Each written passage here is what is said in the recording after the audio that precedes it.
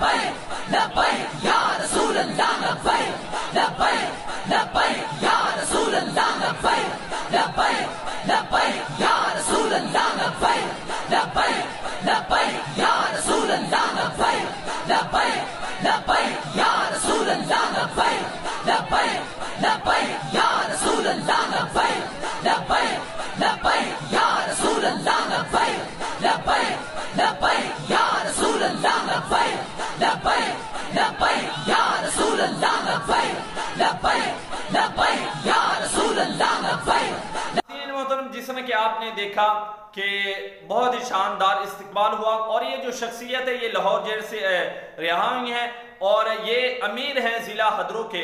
नाज़रीन मोहतरम, मौलाना एहसानुल हक जामी साहब ज़िला हदरों के जो अमीर हैं, 2 माह से ज़ायद जेल के अंदर रहने के बावजूद भी आपका जो चेहरा है वो फूल की तरह खिला हुआ है। नाज़रीन मोहतरम, ये होती है दीन के साथ मोहब्बत और ये होता है दीन के साथ जज्बा। और जब आदमी दीन के साथ इस हद तक चला जाता है तो रब ताला उनको इज्जतों से नवाजा है। इंशाअल्लाह मिलते हैं एक नए वीडियो के साथ, तब तक के लिए अल्लाह हाफिज।